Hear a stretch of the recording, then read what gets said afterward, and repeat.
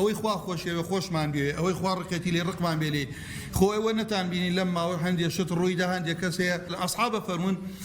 تعلمنا الإيمان قبل أن نتعلم القرآن ئێمە عقیدەی فێر کردین مانای لا إله إلا الله چییە محەممەد ڕسوڵ الله پێشوازی لە ڕەمەزان هەر باسی ئیسلام سوپاس بۆ خوا چونکە ئێمە ملەتێکی مسلمانین و بەنای خۆی گەورە و میهرەبان درود و سەلام لەسەر گیانی پاکی پێشەوای مرۆڤایەتی محەممەد مستەفا من سەمیرە فاریز بە پرسی ئەنجومەنی خوشکانی هەورامانم لە پێشوازی مانگی ڕەمەزاندا هەستان بە سازانی کۆڕێک بە میوانداری زۆر بە ڕێزمان سادە لێرگەرمیانی ئێمە میوانێکی بەڕێزمان لە پێشەکە مانگی ڕەمەزانە پێویستە هەمومان وەک ئیمانداری وەک باوەڕدارێ خۆمان ئامادە بکەین بۆ پێشوازی ئەم میوانە پڕشکە و بەرەکەتەی مانگی ڕەمەزان بۆیە میوانداری زۆر بە ڕێزمان سادە لێرگەرمانیمان کردو کۆڕێکمان بۆ ساز کردووە لە پێشوازی ئەم مانگە مبارەکەدا بە ناونیشانی ئەرکی باوەڕدار چی بێ لە مانگی ڕەمەزان پێویستە هەموو تاکێکی ئیماندار خۆی حازرکە بۆ پێشوازی ئەم مانگە ڕەمەزانە لەبەر ئەوەی ئینسانی ئیماندار پێویستی بە شەحن بوونەوە بۆیە ئێمەش هەستاوین بە سازانی ئەم کۆڕە و شەحن بوونەوەی ئیمانمان بۆ مانگی پیرۆزی مانگی ڕەمەزان چی ئەوتیان کاکە محەممەد سەحرێکی هێناوە کوڕ و باوک لێکە کاتۆ ژن و مێرد لێکە کاتۆ ئەڵێ وەڵاوە منیان ترسان لۆکەم خستە گوێم بەڵام ئەوەی خوا ویستی ئەرچی خوا بێ هەر ئەوە ئەبێت دلتر نییە من چۆن دێمە ناو ئەم دینەی تۆ بە یەک جەلسە ئەشهد أن لا إله إلا الله وأشهد أن محمدا عبده ورسوله یەکسەر و تێی پێغەمبەری ئەوەمان چاکە یەکبان کردووە پێش 30 ساڵە تو خوا بیرتەکات و فەریحی دێتە دڵتە یان نایەتە دڵتە ئێمە خوای گەورە فەرمی ئەلا بذکری الله تطمئن القلوب ئەمە بۆ خۆمانە ئێمە لەگەڵ دروست بووین لەگەڵ چییە؟ لەگەڵ ڕوحە خوای پەروەردگار ئەم ڕوحەی خەلق کردووە خواردنی ڕوح دین و تەقوایە عیبادەتە خواردنی بەشە گڵەکەشمان ئاوە خواردنە هەردووکی ئیسلام گرنگی پێداوە کەوا بکاتێ فەرمێ ومن أعرض عن ذكري فإن له معيشة ضنكا والله کەس لە تاوان لەزەت وەرناگرێت ئەگەر تۆبەی لێ نەکەی لەناو قەبریشە زبانی ئینسان لاڵەکە ناتوانێت وەڵامی مەلایکە بداتەوە بۆیە کە کاتێک ڕەمەزان دێتە پێشۆ ئینسان وەکو هاوڵان وەکو سەلەف داوا لە خوا بکە خوایە بمگەێنە ڕەمەزان ئەو ڕەمەزانەش بێ کە چی ئەو ڕەمەزانە بێ کە خوشکە بەڕێزەکانم براکانم خوای ڕەب العالەمین بۆ خۆمان عیبادەتی فەرز کردووە لەسەرمان بۆ خوا نییە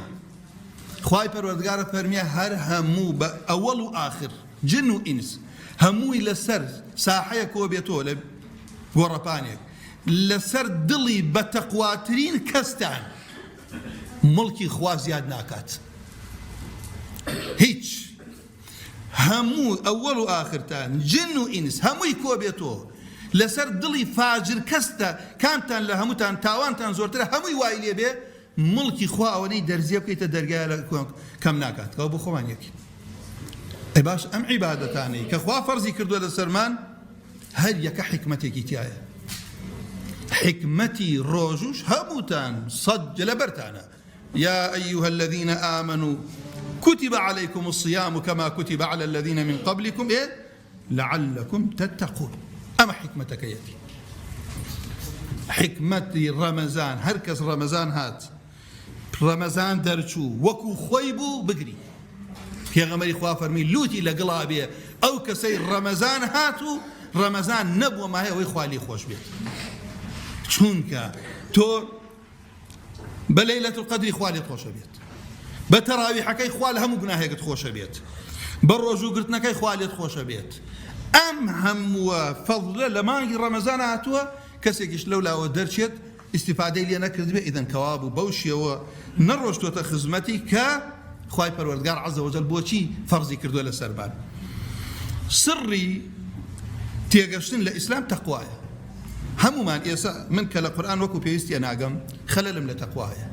چونکە بۆ هەر لەکەم ئاەت لە قورئانە لە پاش سوورەتی فاتحە ذلك الكتاب لا ريب فيه هدى للمتقين قورئان بۆ هەموو بەشەریەت هاتووە هەموو کەس ڕێنماییەکە بەس کێن ئیستیفادەی لێ ئەکەن ئەوانن کە ئەهلی تەقوان ئەهلی تەقوا کێن ئەوەیە هەست بە ڕەقیبی خواکە ئەوە پلەی ئیحسانە بەرزترین لووتکەیە کە تۆ هەستت بە ڕەقیبی خوای پەروەردگار کرد عەزە وەجەل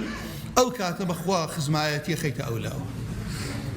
حەڵاڵ و حەرام ئاگات لێ ئەبێت باوک دەکەوێتە کێشەوە لەگەڵ کەسێکە شايتيكت ولا يجرمنكم شنآن قوم على ألا تعدلوا اعدلوا أقرب للتقوى رقتان لخلقي واتان لين نكا إيوا عادل بن أما كواب أيس أما آفرتيك ميردكي لقاو كسيك كيشي ببيع ويبيري لي بكاتو يكسر ميردكي با حق زاري أو بكاتو تاوان با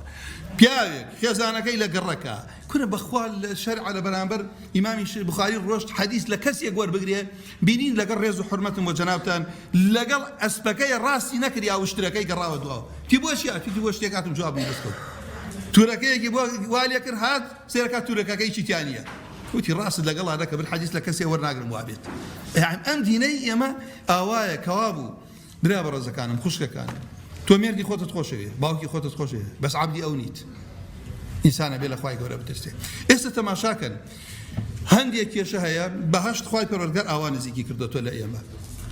فأما من خاف مقام ربه ونهى النفس عن الهوى فإن الجنة هي المأوى